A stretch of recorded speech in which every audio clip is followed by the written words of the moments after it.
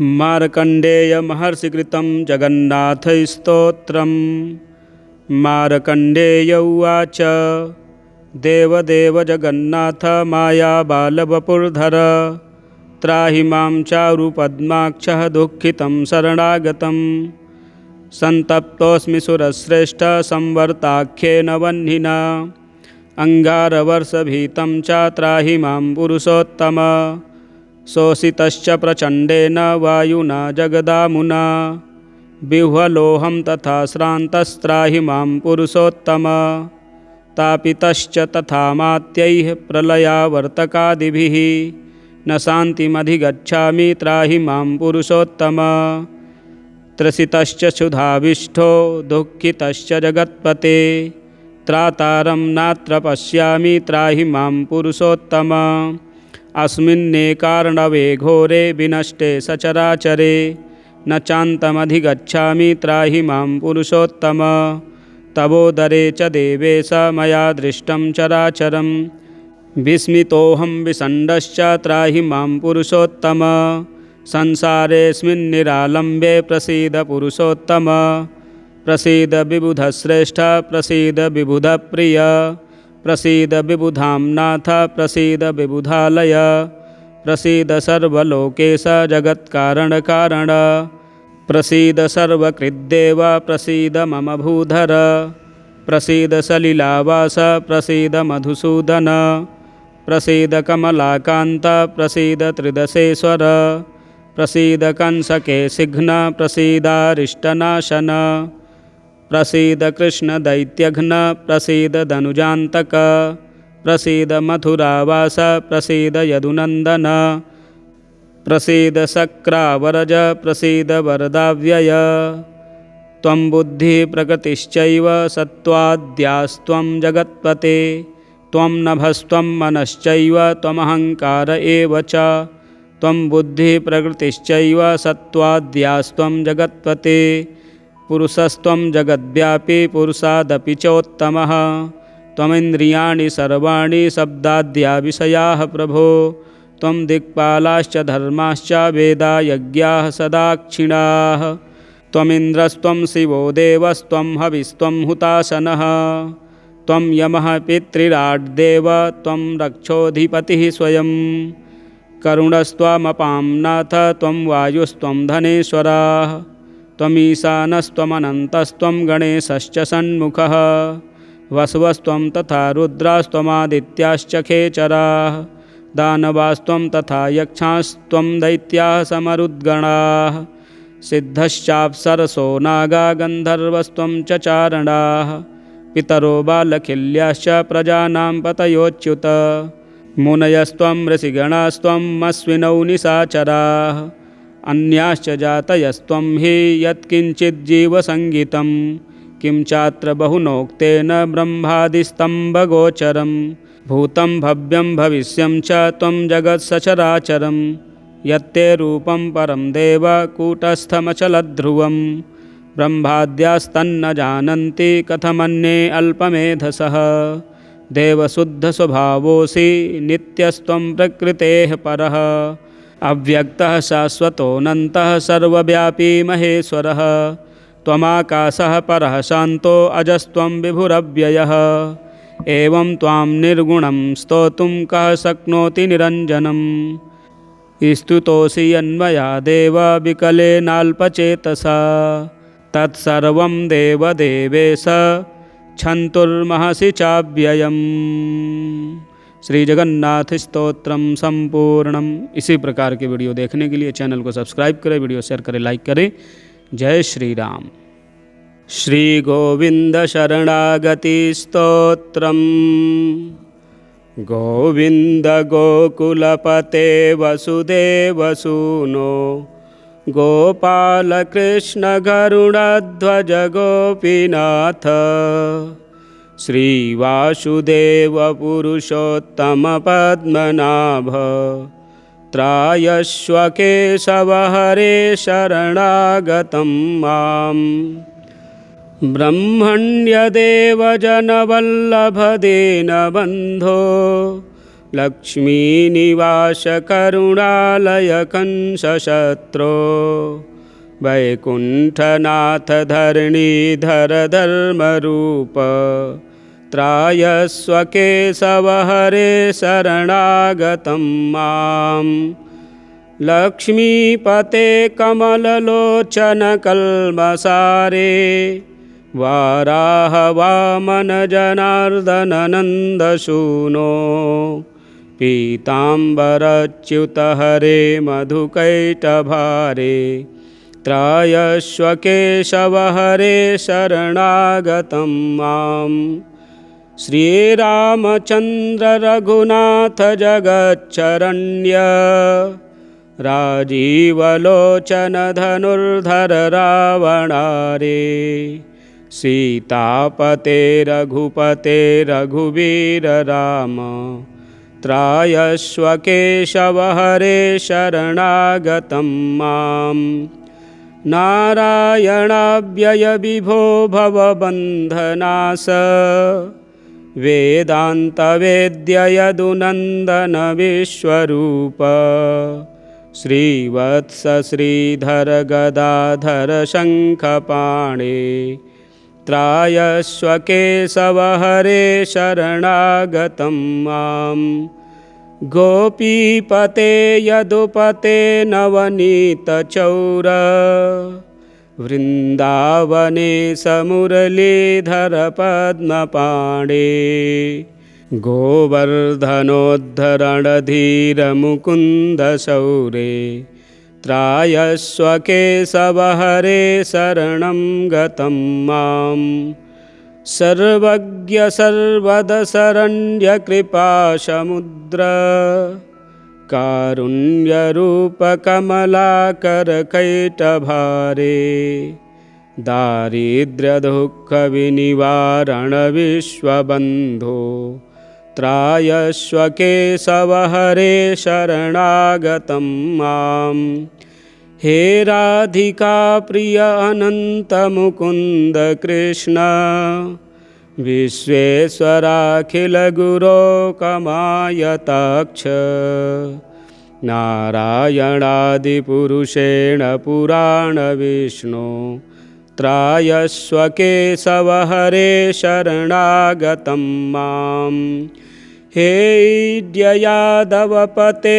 सरस्वीरुहाक्ष चैतन्यरूप परमेश्वर पूर्णकाम अध्यात्मदीप परमेश पुराण जिष्णु त्रायस्व केशव हरे शरणागतं मां पद्मापते मधुरिपो जगदेकसाक्षीन्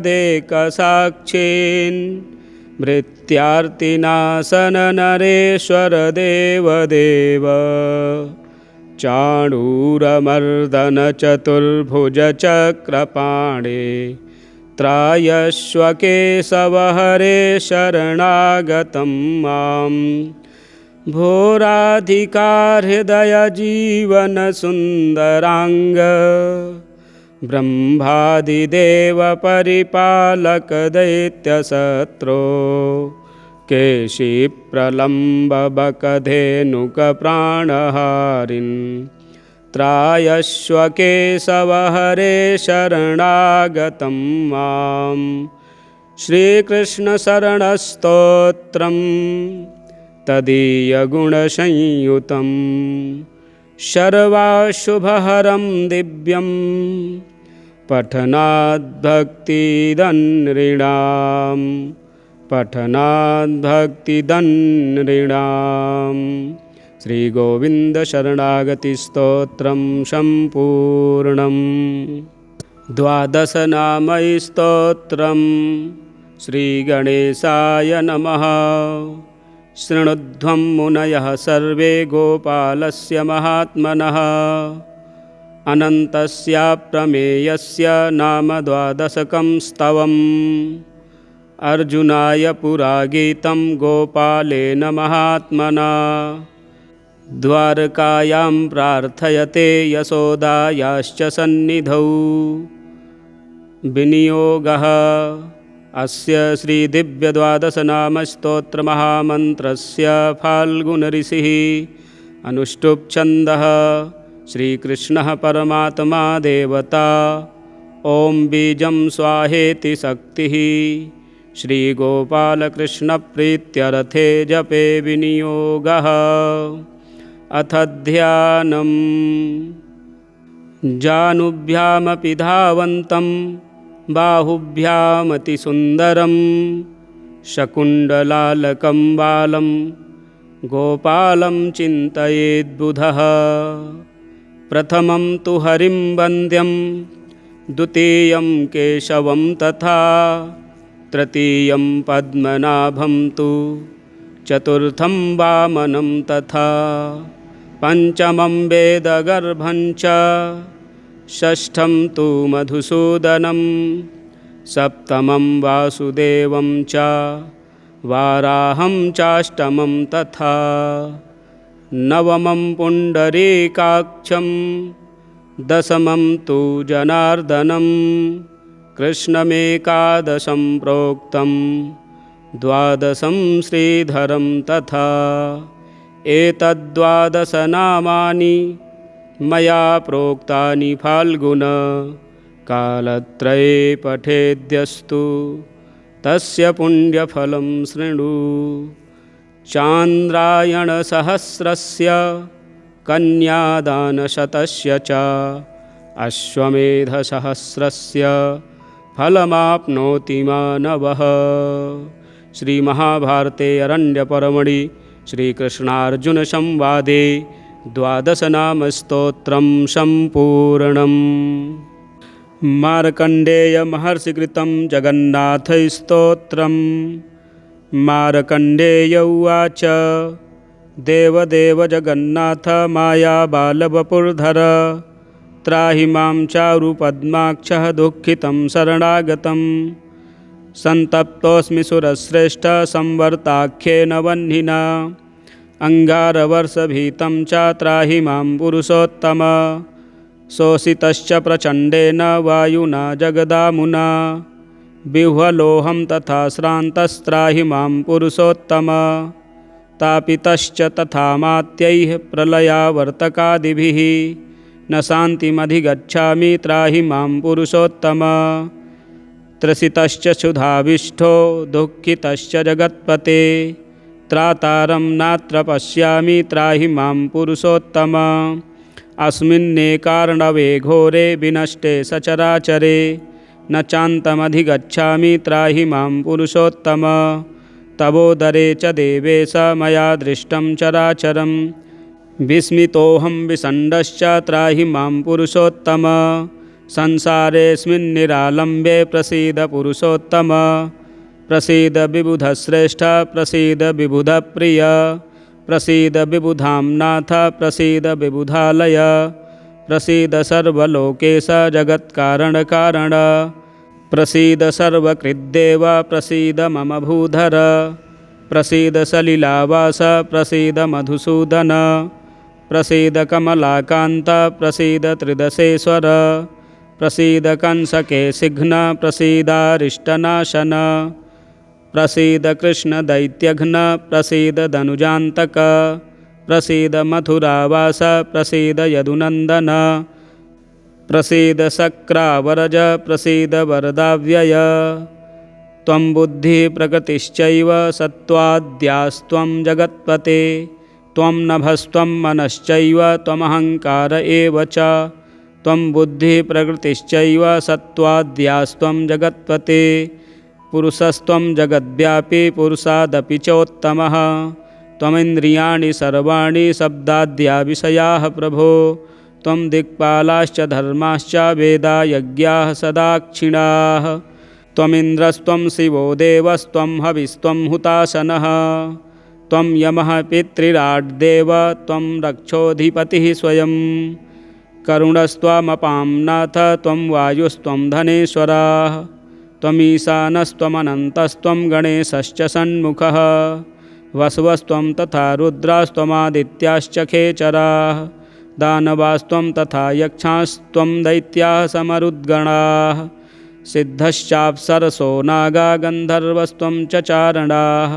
पितरो बालखिल्याश्च प्रजानां पतयोच्युत मुनयस्त्वं ऋषिगणास्त्वं अश्विनौ निशाचराः अन्याश्च जातयस्त्वं हि यत्किञ्चिज्जीवसङ्गितं किं चात्र बहुनोक्तेन ब्रह्मादिस्तम्भगोचरं भूतं भव्यं भविष्यं च त्वं जगत्सचराचरं यत्ते रूपं परं देव कूटस्थमचलध्रुवं ब्रह्माद्यास्तन्न जानन्ति कथमन्ये अल्पमेधसः देवशुद्धस्वभावोऽसि नित्यस्त्वं प्रकृतेः परः अव्यक्तः शाश्वतोऽनन्तः सर्वव्यापी महेश्वरः त्वमाकाशः परः शान्तो अजस्त्वं विभुरव्ययः एवं त्वां निर्गुणं स्तोतुं कः शक्नोति निरञ्जनम् स्तुतोऽसि यन्मया देव विकलेनाल्पचेतसा तत्सर्वं देवदेवेश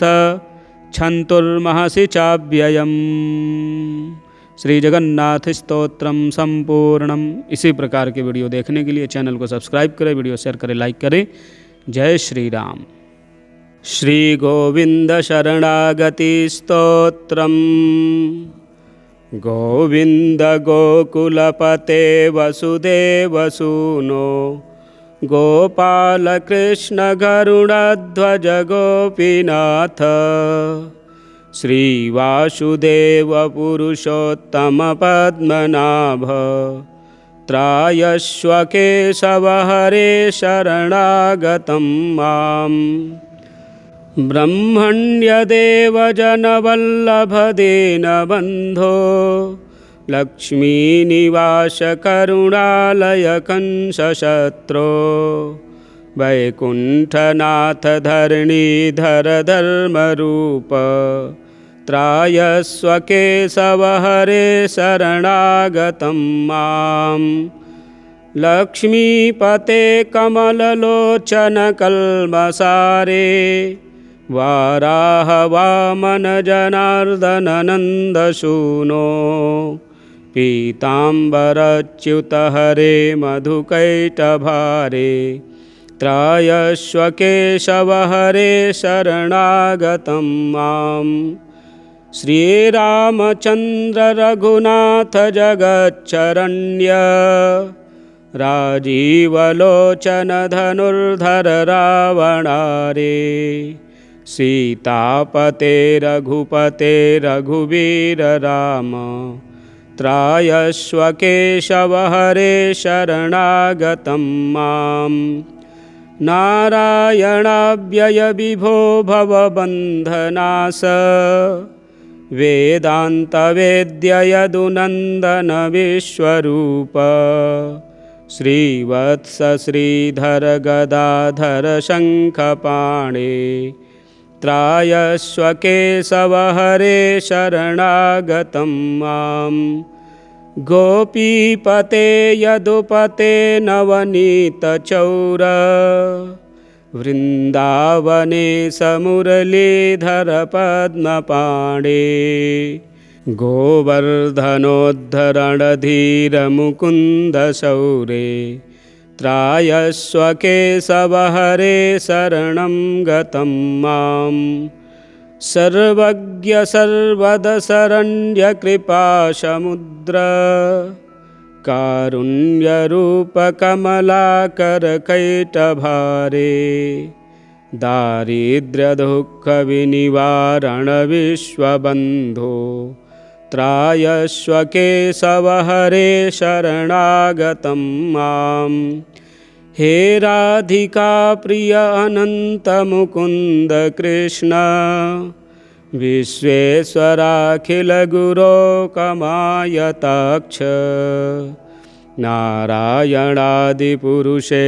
पुराण विष्णु त्रायस्व केशव हरे शरणागतं माम् हे यादवपते सरस्वीरुहाक्ष चैतन्यरूप परमेश्वर पूर्णकाम अध्यात्मदीप परमेश पुराण जिष्णु त्रायस्व केशव हरे शरणागतं मां पद्मापते मधुरिपो जगदेकसाक्षीन् मृत्यार्तिनाशन नरेश्वर देवदेव चाणूरमर्दन चतुर्भुज चक्रपाणे त्रायस्व केशव हरे शरणागतं मां भोराधिका हृदय जीवन सुंदरांग ब्रह्मादिदेव परिपालक दैत्यशत्रो केशी प्रलम्ब बकधेनुक प्राणहारिन् त्रायस्व केशव हरे शरणागतं मां श्रीकृष्ण शरणस्तोत्रं तदीयगुणसंयुतं सर्वाशुभहरं दिव्यं पठनाद्भक्तिदन्नृणाम् पठनाद्भक्तिदन्नृणाम् श्रीगोविन्दशरणागतिस्तोत्रं सम्पूर्णम् 12 नामैस्तोत्रम् श्रीगणेशाय नमः। शृणुध्वं मुनयः सर्वे गोपालस्य महात्मनः अनन्तस्याप्रमेयस्य नाम 12 स्तवम् अर्जुनाय पुरा गीतं गोपालेन महात्मना द्वारकायां प्रार्थयते यशोदायाश्च सन्निधौ विनियोगः अस्य श्रीदिव्यद्वादशनामस्तोत्रमहामन्त्रस्य फाल्गुनऋषिः अनुष्टुप्छन्दः श्रीकृष्णः परमात्मा देवता ॐ बीजं स्वाहेति शक्तिः श्रीगोपालकृष्णप्रीत्यर्थे जपे विनियोगः। अथ ध्यानम्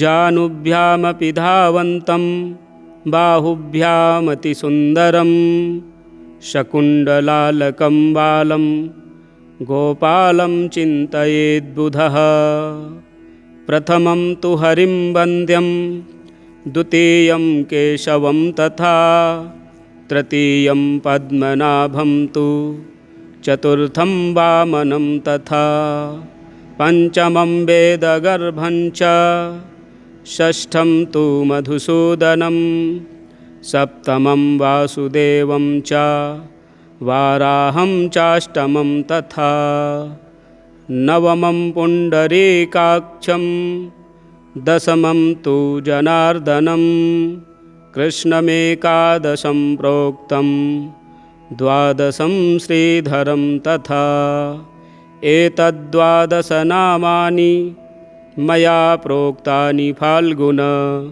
कालत्रये पठेद्यस्तु तस्य पुण्यफलं शृणु।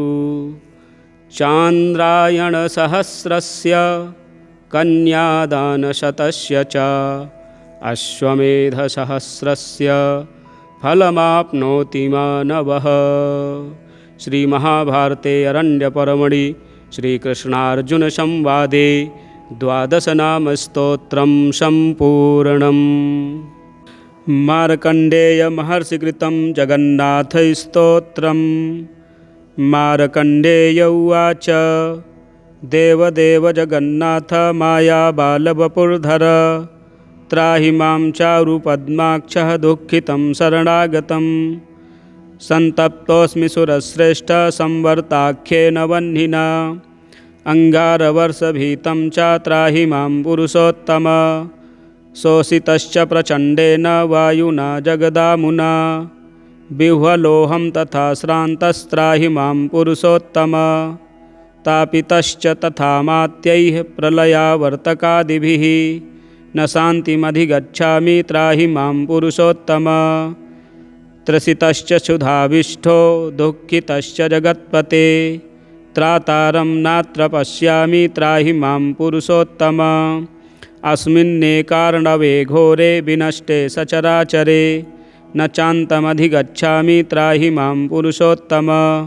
तवोदरे च देवेश मया दृष्टं चराचरं विस्मितोऽहं विषण्डश्च त्राहि मां पुरुषोत्तम संसारेऽस्मिन् निरालम्बे प्रसीद पुरुषोत्तम प्रसीद विबुधश्रेष्ठ प्रसीद विबुधप्रिय प्रसीद विबुधां नाथ प्रसीद विबुधालय प्रसीद सर्वलोकेश जगत्कारणकारण प्रसीद सर्वकृद्देव प्रसीद मम भूधर प्रसीद सलिलावास प्रसीद मधुसूदन प्रसीद कमलाकान्त प्रसीद त्रिदशेश्वर प्रसीद कंसकेशिघ्न प्रसीदारिष्टनाशन प्रसीद कृष्णदैत्यघ्न प्रसीद धनुजान्तक प्रसीद मथुरावास प्रसीद यदुनन्दन प्रसीद शक्रावरज प्रसीद वरदाव्यय त्वं बुद्धिप्रकृतिश्चैव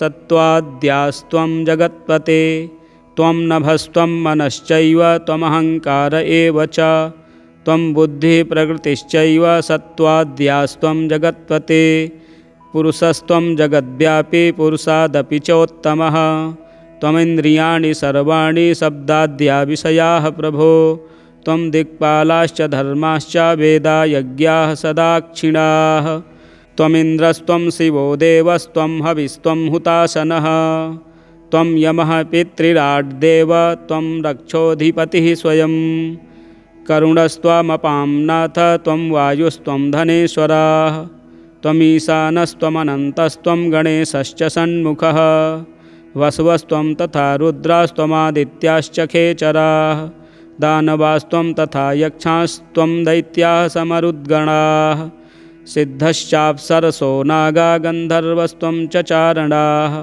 पितरो बालखिल्याश्च प्रजानां पतयोच्युत मुनयस्त्वं ऋषिगणास्त्वं अश्विनौ निशाचराः अन्याश्च जातयस्त्वं हि यत्किञ्चिज्जीवसङ्गितं किं चात्र बहुनोक्तेन ब्रह्मादिस्तम्भगोचरं भूतं भव्यं भविष्यं च त्वं जगत्सचराचरं यत्ते रूपं परं देव कूटस्थमचलध्रुवं ब्रह्माद्यास्तन्न जानन्ति कथमन्ये अल्पमेधसः देवशुद्धस्वभावोऽसि नित्यस्त्वं प्रकृतेः परः अव्यक्तः शाश्वतोऽनन्तः सर्वव्यापी महेश्वरः त्वमाकाशः परः शान्तो अजस्त्वं विभुरव्ययः एवं त्वां निर्गुणं स्तोतुं कः शक्नोति निरञ्जनम् स्तुतोऽसि यन्मया देव विकलेनाल्पचेतसा तत्सर्वं देवदेवेश क्षन्तुर्महसि चाव्ययम्। श्री जगन्नाथ स्तोत्रम संपूर्णम। इसी प्रकार के वीडियो देखने के लिए चैनल को सब्सक्राइब करें, वीडियो शेयर करें, लाइक करें। जय श्री राम। श्री गोविंद शरणागति स्तोत्रम। गोविंद गोकुलपते वसुदेव सूनो गोपाल कृष्ण गरुड़ध्वज गोपीनाथ श्रीवासुदेव पुरुषोत्तम पद्मनाभ त्रायस्व केशव हरे शरणागतं माम् ब्रह्मण्यदेव जनवल्लभ दीनबन्धो लक्ष्मीनिवास करुणालय कंसशत्रो वैकुण्ठनाथ धरणीधर धर्मरूप त्रायस्व केशव हरे शरणागतं माम् लक्ष्मीपते कमललोचन कल्मषारे वाराह वामन जनार्दन नन्दसूनो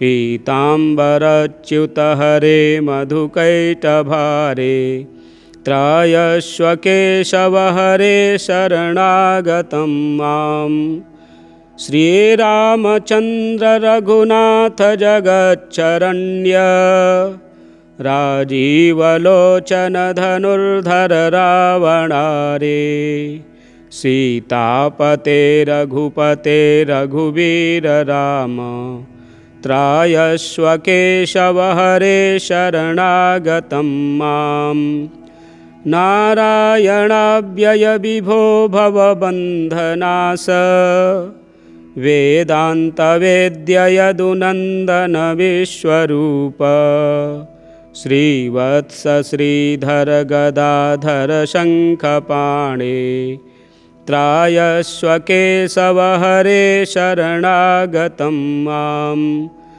गोपीपते यदुपते नवनीतचौर वृन्दावने मुरलीधर पद्मपाणे गोवर्धनोद्धरणधीर मुकुन्द शौरे त्रायस्व केशव हरे शरणं गतं मां सर्वज्ञ सर्वदशरण्य कृपासमुद्र कारुण्यरूप कमलाकर कैटभारे दारिद्र्यदुःख विनिवारण विश्वबन्धो त्रायस्व केशव हरे शरणागतं मां हे राधिका प्रिय अनंत मुकुंद कृष्ण विश्वेश्वराखिल गुरो कमायताक्ष नारायणादिपुरुषेण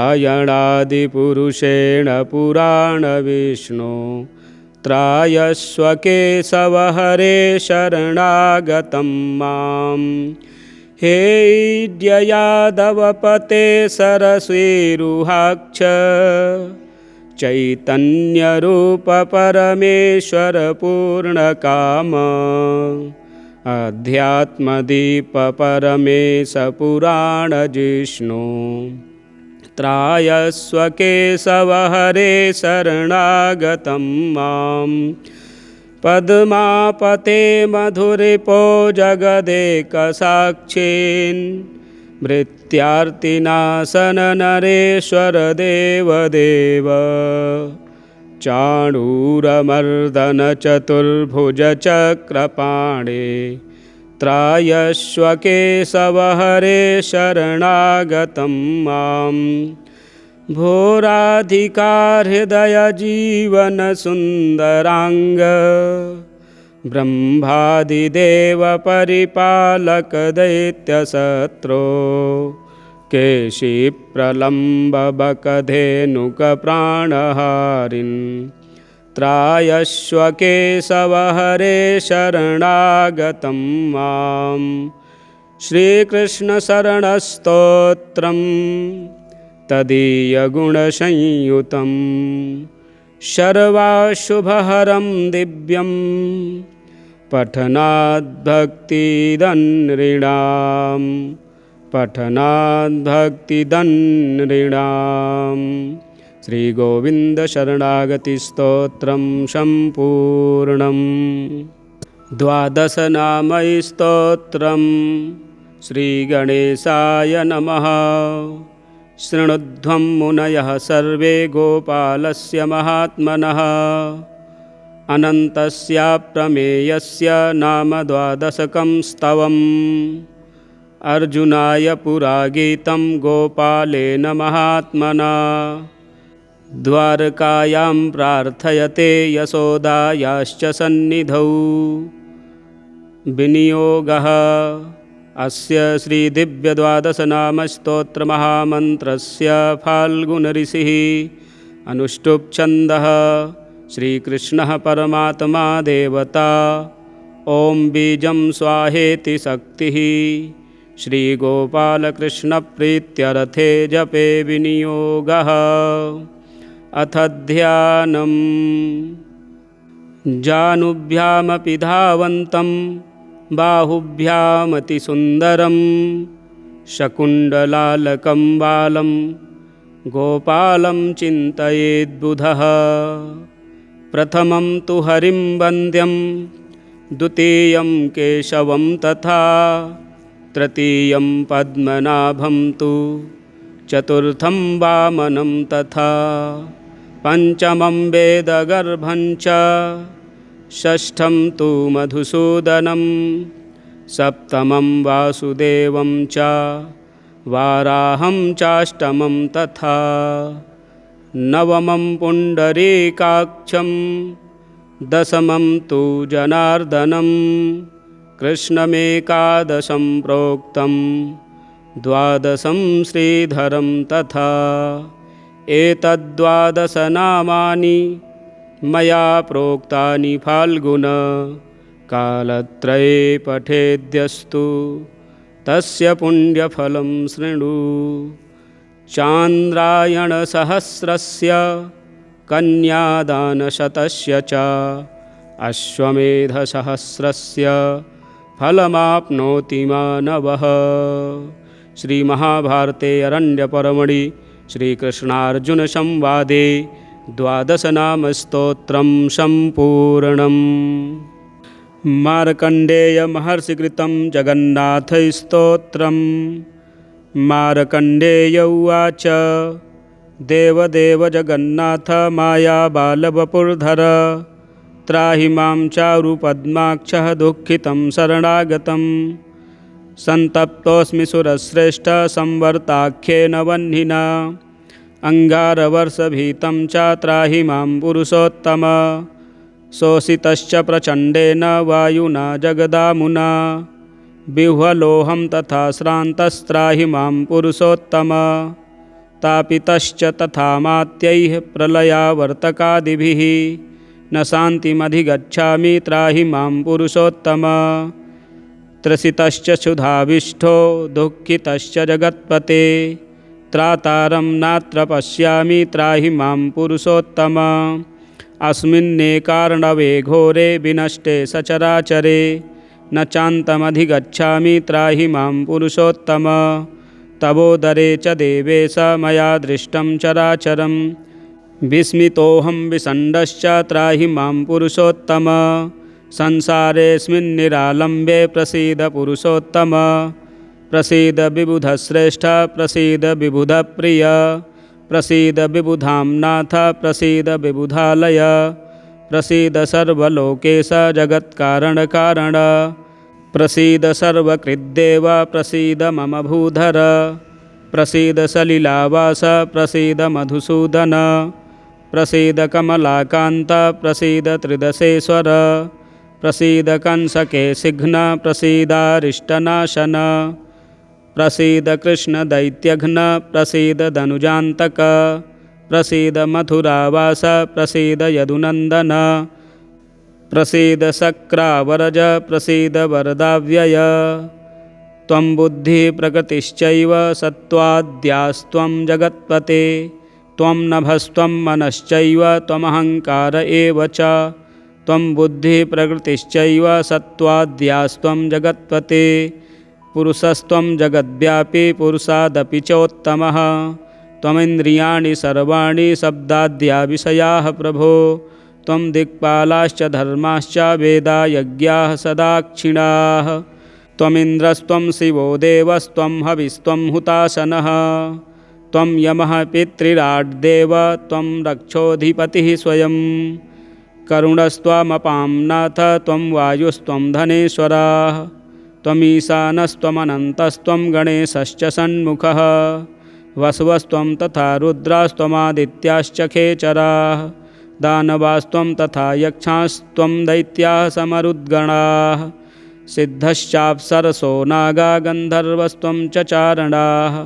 पितरो बालखिल्याश्च प्रजानां पतयोच्युत मुनयस्त्वं ऋषिगणास्त्वं अश्विनौ निशाचराः अन्याश्च जातयस्त्वं हि यत्किञ्चिज्जीवसङ्गीतं किं चात्र बहुनोक्तेन ब्रह्मादिस्तम्भगोचरं भूतं भव्यं भविष्यं च त्वं जगत्सचराचरं यत्ते रूपं परं देव कूटस्थमचलध्रुवं ब्रह्माद्यास्तन्न जानन्ति कथमन्ये अल्पमेधसः देवशुद्धस्वभावोऽसि नित्यस्त्वं प्रकृतेः परः अव्यक्तः शाश्वतोऽनन्तः सर्वव्यापी महेश्वरः त्वमाकाशः परः शान्तो अजस्त्वं विभुरव्ययः एवं त्वां निर्गुणं स्तोतुं कः शक्नोति निरञ्जनम् स्तुतोऽसि यन्मया देव विकलेनाल्पचेतसा तत्सर्वं देवदेवेश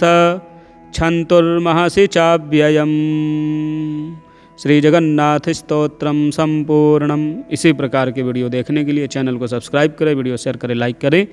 जय श्री राम। श्री गोविंद शरणागति स्तोत्रम।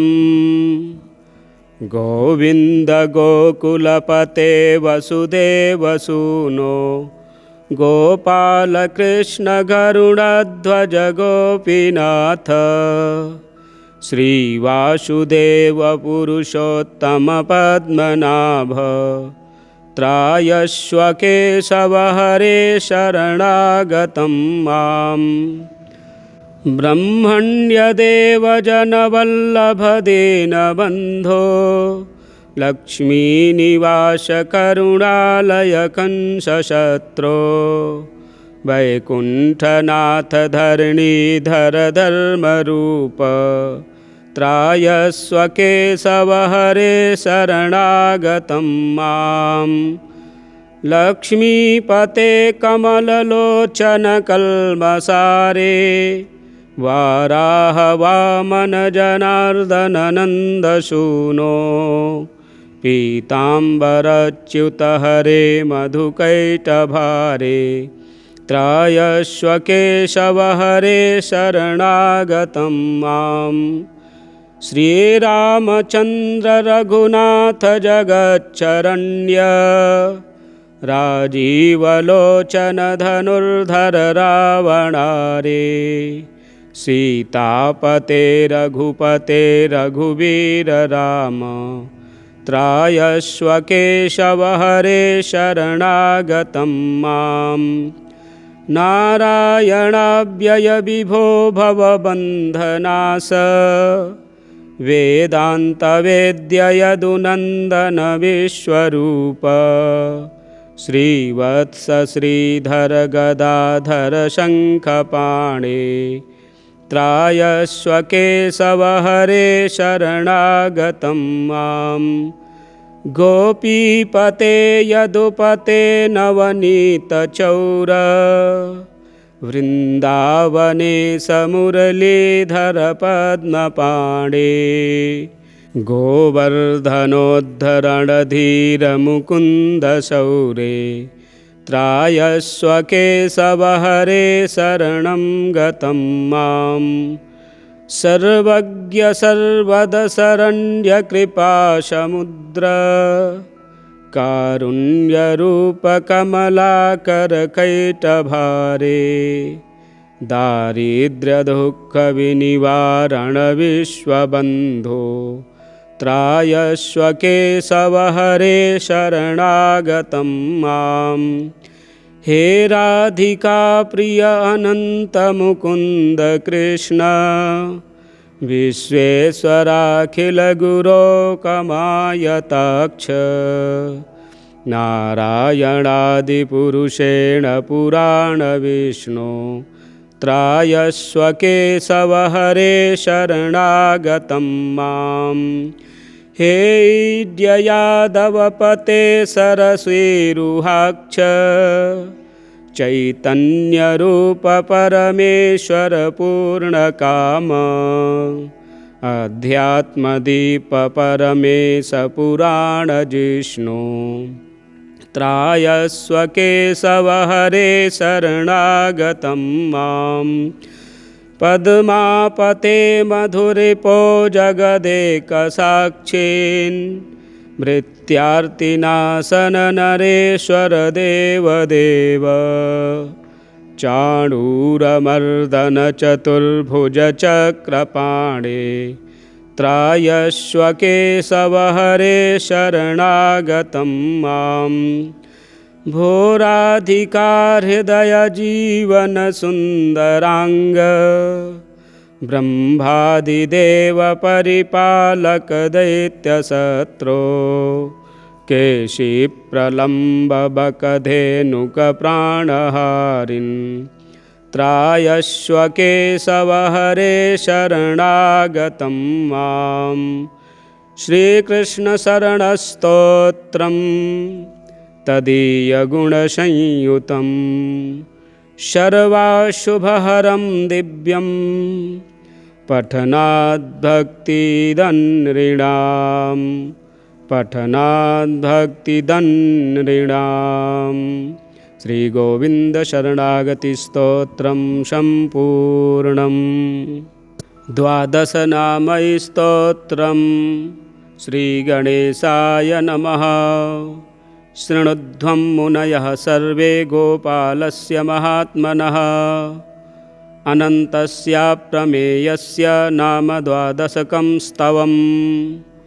अर्जुनाय पुरा गीतं गोपालेन महात्मना।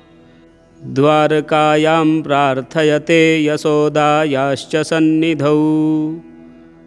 विनियोगः अस्य श्रीदिव्यद्वादशनामस्तोत्रमहामन्त्रस्य फाल्गुनऋषिः अनुष्टुप्छन्दः श्रीकृष्णः परमात्मा देवता। ॐ बीजं स्वाहेति शक्तिः श्रीगोपालकृष्णप्रीत्यर्थे जपे विनियोगः। अथ ध्यानम्।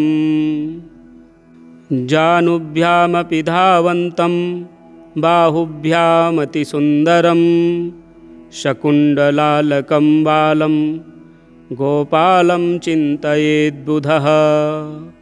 प्रथमं तु हरिं वन्द्यं द्वितीयं केशवं तथा तृतीयं पद्मनाभं तु चतुर्थं वामनं तथा पञ्चमं वेदगर्भं च षष्ठं तु मधुसूदनं सप्तमं वासुदेवं च वाराहं चाष्टमं तथा नवमं पुण्डरीकाक्षं दशमं तु जनार्दनं कृष्णमेकादशं प्रोक्तं द्वादशं श्रीधरं तथा एतद्12 मया प्रोक्तानि फाल्गुन कालत्रये पठेद्यस्तु तस्य पुण्यफलं शृणु।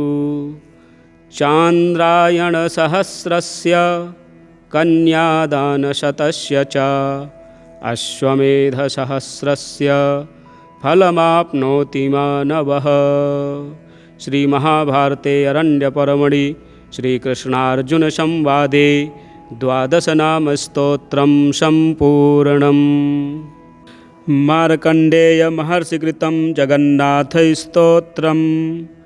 मार्कण्डेय उवाच देवदेव जगन्नाथ मायाबालवपुर्धर त्राहि मां चारुपद्माक्षः दुःखितं शरणागतं। सन्तप्तोऽस्मि सुरश्रेष्ठ संवर्ताख्येन वह्निना अङ्गारवर्षभीतं च त्राहि मां पुरुषोत्तम। शोषितश्च प्रचण्डेन वायुना जगदामुना विह्वलोऽहं तथा श्रान्तस्त्राहि मां पुरुषोत्तम। तापितश्च तथा मात्यैः प्रलयावर्तकादिभिः न शान्तिमधिगच्छामि त्राहि मां पुरुषोत्तम। त्रसितश्च क्षुधाविष्ठो दुःखितश्च जगत्पते त्रातारं नात्र पश्यामि त्राहि मां पुरुषोत्तम। अस्मिन्नेकार्णवे घोरे विनष्टे सचराचरे न चान्तमधिगच्छामि त्राहि मां पुरुषोत्तम। तवोदरे च देवेश मया दृष्टं चराचरं विस्मितोऽहं विषण्डश्च त्राहि मां पुरुषोत्तम। संसारेऽस्मिन्निरालम्बे प्रसीद पुरुषोत्तम। प्रसीद विबुधश्रेष्ठ प्रसीद विबुधप्रिय प्रसीद विबुधाम्नाथ प्रसीद विबुधालय प्रसीद सर्वलोकेश जगत्कारणकारण प्रसीद सर्वकृद्देव प्रसीद मम भूधर प्रसीद सलिलावास प्रसीद मधुसूदन प्रसीद कमलाकान्त प्रसीद त्रिदशेश्वर प्रसीद कंसकेशिघ्न प्रसीदारिष्टनाशन प्रसीद कृष्णदैत्यघ्न प्रसीद धनुजान्तक प्रसीद मथुरावास प्रसीद यदुनन्दन प्रसीद शक्रावरज प्रसीद वरदाव्यय। त्वं बुद्धिप्रकृतिश्चैव सत्त्वाद्यास्त्वं जगत्पते त्वं नभस्त्वं मनश्चैव त्वमहङ्कार एव च।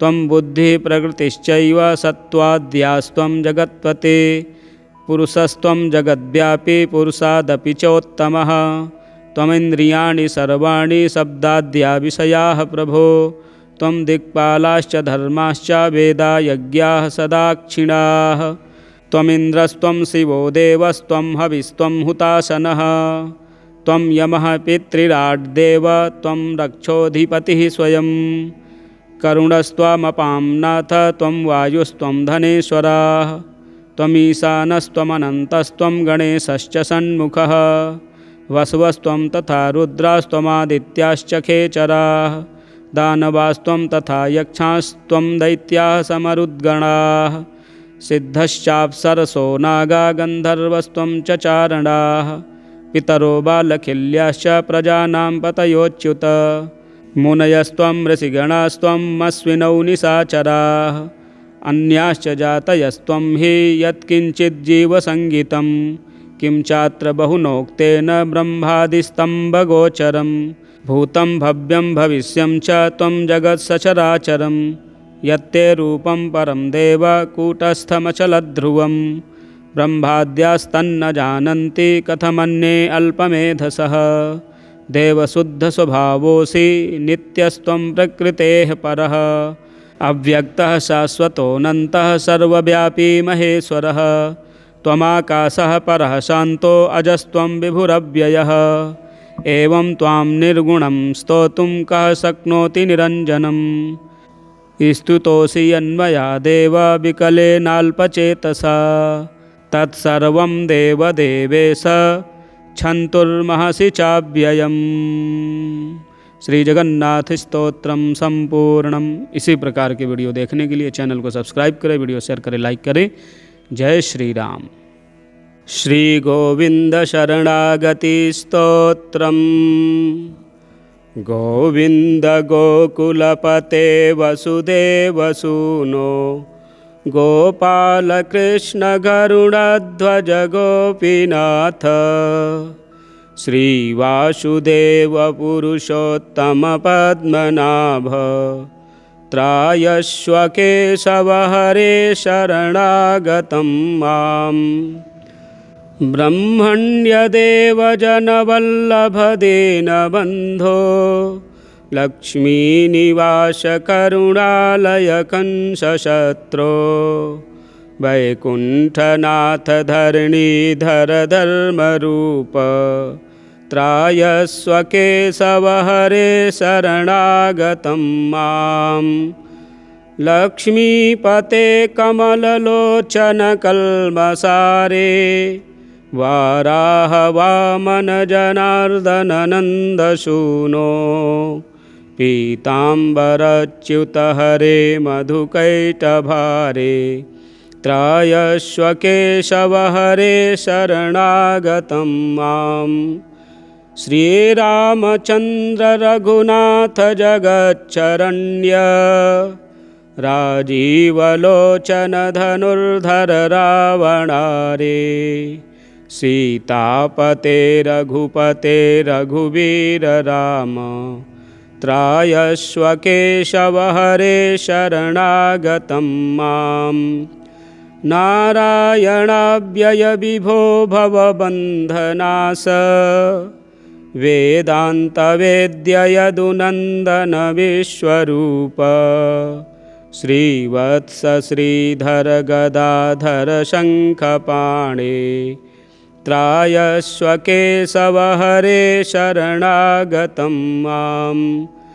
गोपीपते यदुपते नवनीतचौर वृन्दावने मुरलीधर पद्मपाणे गोवर्धनोद्धरणधीर मुकुन्द शौरे त्रायस्व केशव हरे शरणं गतं माम् सर्वज्ञ सर्वद शरण्य कृपासमुद्र कारुण्यरूप कमलाकर कैटभारे दारिद्र्यदुःख विनिवारण विश्वबन्धो त्रायस्व केशव हरे शरणागतं माम् हे राधिका प्रिय अनंत मुकुंद कृष्ण विश्वेश्वराखिल गुरो कमायताक्ष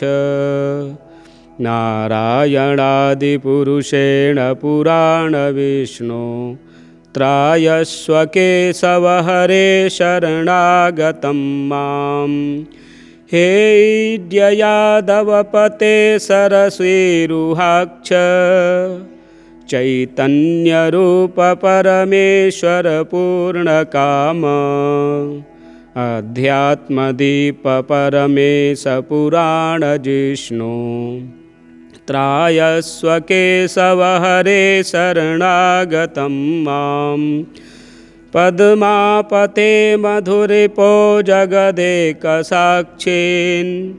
मृत्यार्तिनाशन नरेश्वर देवदेव चाणूरमर्दन चतुर्भुज चक्रपाणे त्रायस्व केशव हरे शरणागतं मां भो राधिका हृदय जीवन सुंदरांग ब्रह्मादिदेव परिपालक दैत्यशत्रो केशी प्रलम्ब बकधेनुक प्राणहारिन् त्रायस्व केशव हरे शरणागतं मां श्रीकृष्ण शरणस्तोत्रम् तदीयगुणसंयुतं सर्वाशुभहरं दिव्यं पठनाद्भक्तिदन्नृणां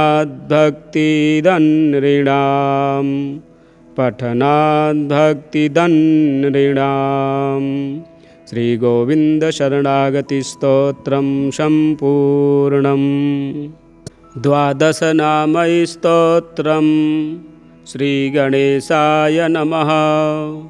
शृणुध्वं मुनयः सर्वे गोपालस्य महात्मनः अनन्तस्याप्रमेयस्य नाम 12 स्तवम् अर्जुनाय पुरागीतं गोपालेन महात्मना द्वारकायां प्रार्थयते यशोदायाश्च सन्निधौ विनियोगः अस्य श्रीदिव्यद्वादशनामस्तोत्रमहामन्त्रस्य फाल्गुनऋषिः अनुष्टुप्छन्दः श्रीकृष्णः परमात्मा देवता ॐ बीजं स्वाहेति शक्तिः श्रीगोपालकृष्णप्रीत्यर्थे जपे विनियोगः।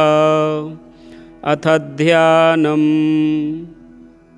जानुभ्यामपि धावन्तं बाहुभ्यामतिसुन्दरं शकुण्डलालकं बालं गोपालं चिन्तयेद्बुधः प्रथमं तु हरिं वन्द्यं द्वितीयं केशवं तथा तृतीयं पद्मनाभं तु चतुर्थं वामनं तथा पंचमं वेदगर्भं च षष्ठं तु मधुसूदनं सप्तमं वासुदेवं च वाराहं चाष्टमं तथा नवमं पुण्डरीकाक्षं दशमं तु जनार्दनं कृष्णमेकादशं प्रोक्तं द्वादशं श्रीधरं तथा एतद्12 नामानि मया प्रोक्तानि फाल्गुन कालत्रये पठेद्यस्तु तस्य पुण्यफलं शृणु। चान्द्रायणसहस्रस्य कन्यादानशतस्य च अश्वमेधसहस्रस्य फलमाप्नोति मानवः। श्रीमहाभारते अरण्यपर्वणि श्रीकृष्णार्जुनसंवादे 12 नामस्तोत्रं सम्पूर्णम्। मार्कण्डेय महर्षिकृतं जगन्नाथस्तोत्रम्। मार्कण्डेय उवाच देवदेव जगन्नाथ मायाबालवपुर्धर त्राहि मां चारुपद्माक्षः दुःखितं शरणागतं सन्तप्तोऽस्मि सुरश्रेष्ठ संवर्ताख्येन वह्निना अंगारवर्षभीतं च त्राहि मां पुरुषोत्तम शोषितश्च प्रचण्डेन वायुना जगदामुना बिह्वलोहं तथा श्रान्तस्त्राहि मां पुरुषोत्तम तापितश्च तथा मात्यैः प्रलयावर्तकादिभिः न शान्तिमधिगच्छामि त्राहि मां पुरुषोत्तम त्रसितश्च क्षुधाविष्ठो दुःखितश्च जगत्पते त्रातारं नात्र पश्यामि त्राहि मां पुरुषोत्तम अस्मिन्नेकार्णवे घोरे विनष्टे सचराचरे न चान्तमधिगच्छामि त्राहि मां पुरुषोत्तम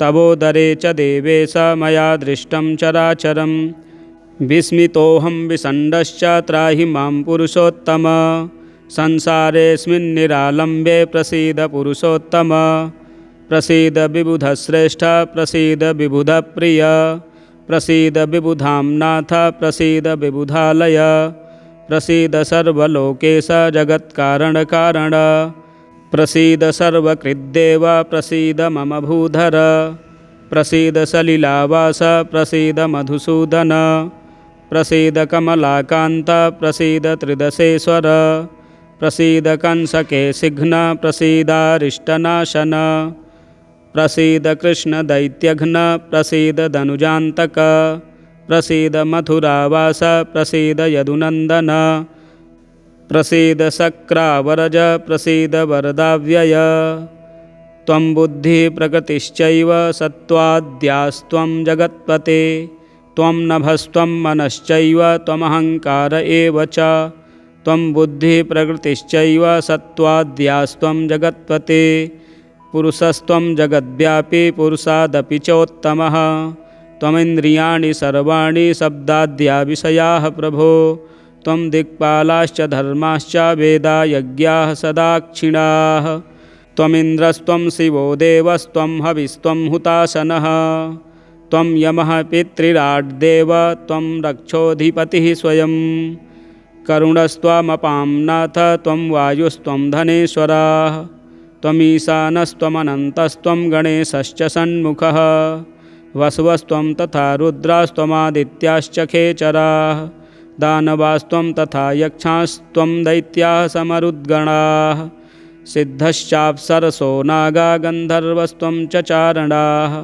पितरो बालखिल्याश्च प्रजानां पतयोच्युत मुनयस्त्वं ऋषिगणास्त्वं अश्विनौ निशाचराः अन्याश्च जातयस्त्वं हि यत्किञ्चिज्जीवसङ्गितं किं चात्र बहुनोक्तेन ब्रह्मादिस्तम्भगोचरं भूतं भव्यं भविष्यं च त्वं जगत्सचराचरं यत्ते रूपं परं देव कूटस्थमचलध्रुवं ब्रह्माद्यास्तन्न जानन्ति कथमन्ये अल्पमेधसः देवशुद्धस्वभावोऽसि नित्यस्त्वं प्रकृतेः परः अव्यक्तः शाश्वतोऽनन्तः सर्वव्यापी महेश्वरः त्वमाकाशः परः शान्तो अजस्त्वं विभुरव्ययः एवं त्वां निर्गुणं स्तोतुं कः शक्नोति निरञ्जनम् स्तुतोऽसि यन्मया देव विकलेनाल्पचेतसा तत्सर्वं देवदेवेश क्षन्तुर्महसि चाव्ययम्। श्री जगन्नाथ स्तोत्रम संपूर्णम। इसी प्रकार के वीडियो देखने के लिए चैनल को सब्सक्राइब करें, वीडियो शेयर करें, लाइक करें। जय श्री राम। श्री गोविंद शरणागति स्तोत्रम। गोविंद गोकुलपते वसुदेवसूनो गोपाल कृष्ण गरुडध्वज गोपीनाथ श्रीवासुदेव पुरुषोत्तम पद्मनाभ त्रायस्व केशव हरे शरणागतं माम् ब्रह्मण्यदेव जनवल्लभ दीनबन्धो लक्ष्मीनिवास करुणालय कंसशत्रो वैकुण्ठनाथ धरणीधर धर्मरूप त्रायस्व केशव हरे शरणागतं माम् लक्ष्मीपते कमललोचन कल्मषारे वाराह वामन जनार्दन नन्दसूनो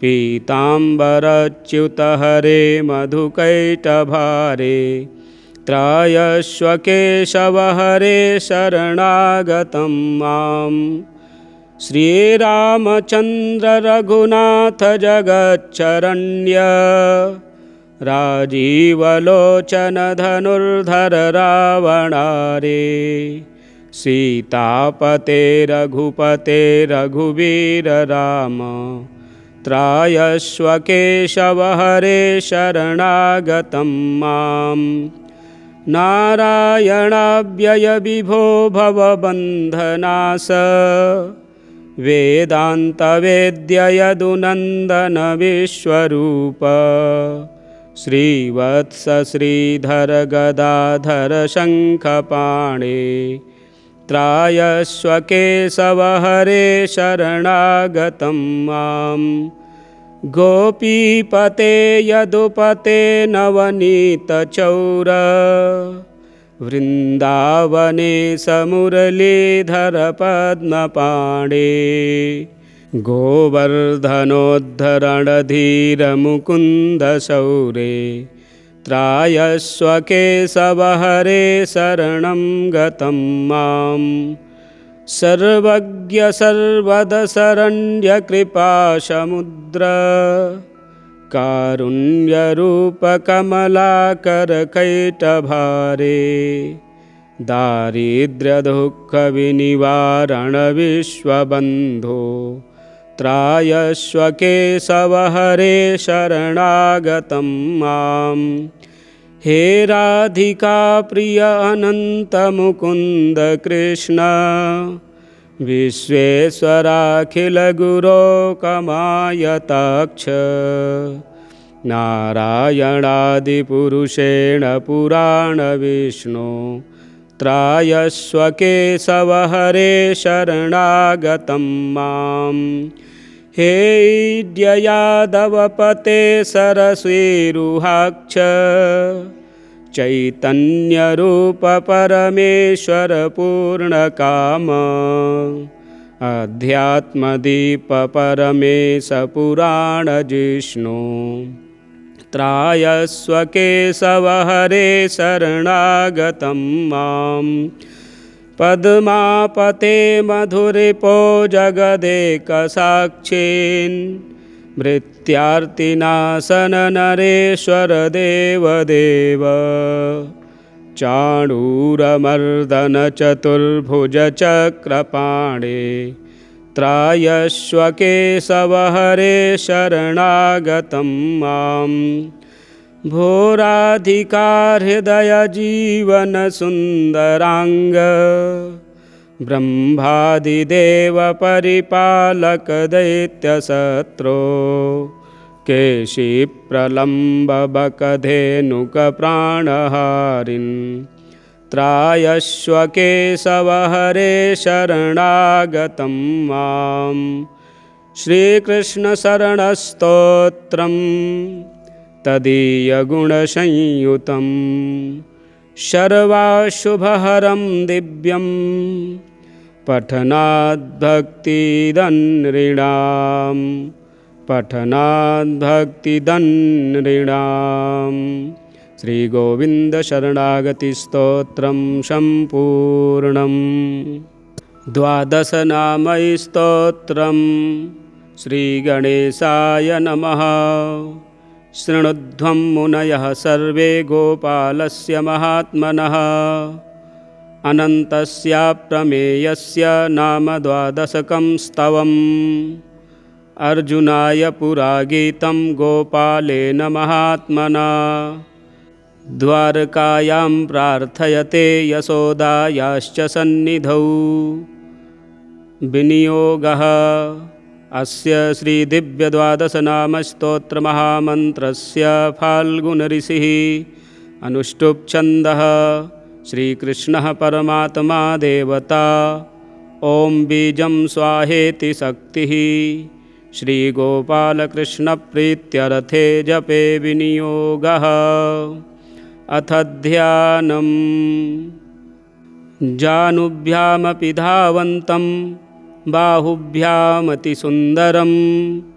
शकुण्डलालकं बालं गोपालं चिन्तयेद्बुधः।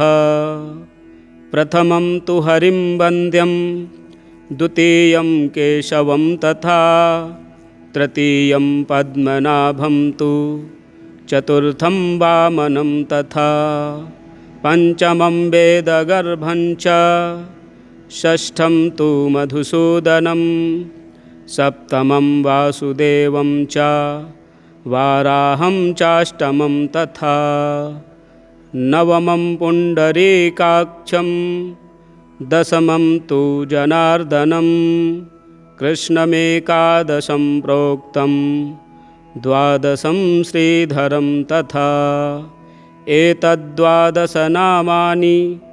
मया प्रोक्तानि फाल्गुन कालत्रये पठेद्यस्तु तस्य पुण्यफलं शृणु।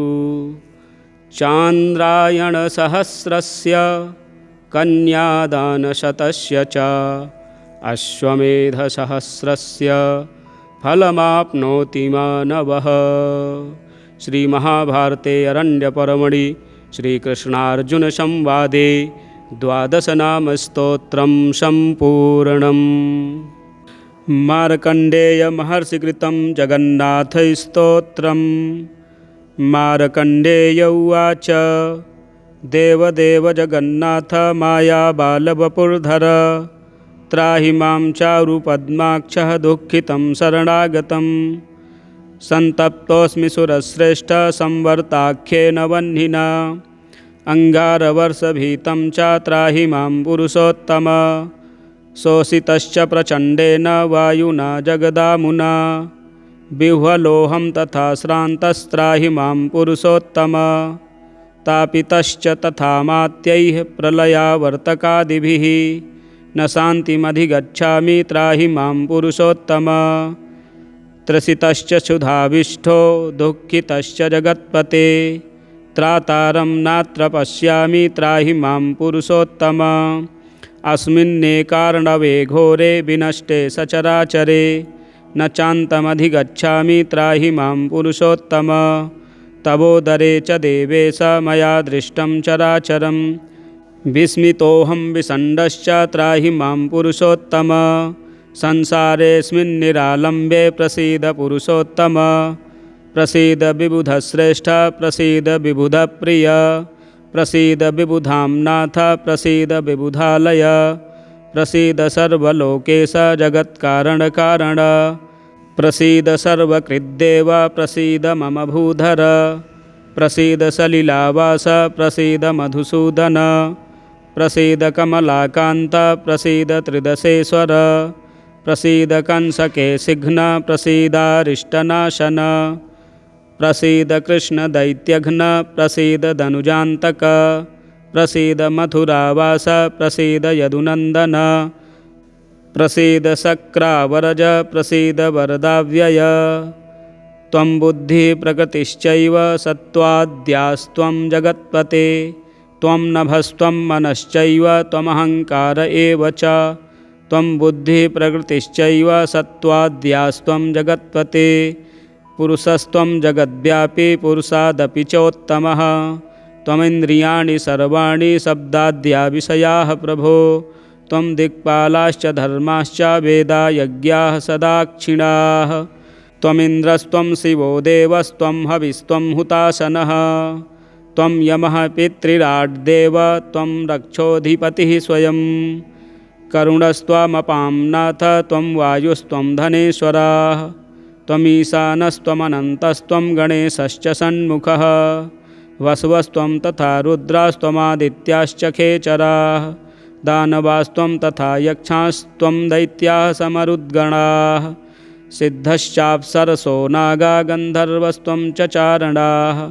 पितरो बालखिल्याश्च प्रजानां पतयोच्युत मुनयस्त्वं ऋषिगणास्त्वं अश्विनौ निशाचराः अन्याश्च जातयस्त्वं हि यत्किञ्चिज्जीवसङ्गितं किं चात्र बहुनोक्तेन ब्रह्मादिस्तम्भगोचरं भूतं भव्यं भविष्यं च त्वं जगत्सचराचरं यत्ते रूपं परं देव कूटस्थमचलध्रुवं ब्रह्माद्यास्तन्न जानन्ति कथमन्ये अल्पमेधसः देवशुद्धस्वभावोऽसि नित्यस्त्वं प्रकृतेः परः अव्यक्तः शाश्वतोऽनन्तः सर्वव्यापी महेश्वरः त्वमाकाशः परः शान्तो अजस्त्वं विभुरव्ययः एवं त्वां निर्गुणं स्तोतुं कः शक्नोति निरञ्जनम् स्तुतोऽसि यन्मया देव विकलेनाल्पचेतसा तत्सर्वं देवदेवेश क्षन्तुर्महसि चाव्ययम्। श्री जगन्नाथ स्तोत्रम संपूर्णम। इसी प्रकार के वीडियो देखने के लिए चैनल को सब्सक्राइब करें, वीडियो शेयर करें, लाइक करें। जय श्री राम। श्री गोविंद शरणागति स्तोत्रम। गोविंद गोकुलपते वसुदेव सूनो गोपाल कृष्ण गरुड़ध्वज गोपीनाथ श्रीवासुदेव पुरुषोत्तम पद्मनाभ त्रायस्व केशव हरे शरणागतं माम् ब्रह्मण्यदेव जनवल्लभ दीनबन्धो लक्ष्मीनिवास करुणालय कंसशत्रो वैकुण्ठनाथ धरणीधर धर्मरूप त्रायस्व केशव हरे शरणागतं माम् लक्ष्मीपते कमललोचन कल्मषारे वाराह वामन जनार्दन नन्दसूनो पीताम्बरच्युत हरे मधुकैटभारे त्रायस्व केशव हरे शरणागतं माम् श्रीरामचन्द्र रघुनाथ जगच्चरण्य राजीवलोचन धनुर्धर रावणारे सीतापते रघुपते रघुवीर राम त्रायस्व केशव हरे शरणागतं माम् नारायणाव्यय विभो भवबन्धनाश वेदान्तवेद्य यदुनन्दन विश्वरूप श्रीवत्स श्रीधर गदाधर शङ्खपाणे त्रायस्व केशव हरे शरणागतं माम् गोपीपते यदुपते नवनीतचौर वृन्दावने समुरलीधर पद्मपाणे गोवर्धनोद्धरणधीर मुकुन्द शौरे त्रायस्व केशव हरे शरणं गतं माम् सर्वज्ञ सर्वद शरण्य कृपासमुद्र कारुण्यरूप कमलाकर कैटभारे दारिद्र्य दुःख विनिवारण विश्वबन्धो त्रायस्व केशव हरे शरणागतं माम् हे राधिका प्रिय अनंत मुकुंद कृष्ण विश्वेश्वराखिल गुरो कमायताक्ष नारायणादिपुरुषेण पुराण विष्णु त्रायस्व केशव हरे शरणागतं माम् हे यादवपते सरस्वीरुहाक्ष चैतन्यरूप परमेश्वर पूर्णकाम अध्यात्मदीप परमेश पुराण जिष्णु त्रायस्व केशव हरे शरणागतं माम् पद्मापते मधुरिपो जगदेकसाक्षीन् मृत्यार्तिनाशन नरेश्वर देवदेव चाणूरमर्दन चतुर्भुज चक्रपाणे त्रायस्व केशव हरे शरणागतं माम् भोराधिकारहृदयजीवनसुन्दराङ्ग ब्रह्मादिदेवपरिपालकदैत्यशत्रो केशिप्रलम्बबकधेनुकप्राणहारिन् त्रायस्व केशव हरे शरणागतं मां श्रीकृष्णशरणस्तोत्रम् तदीयगुणसंयुतं सर्वाशुभहरं दिव्यं पठनाद्भक्तिदन्नृणां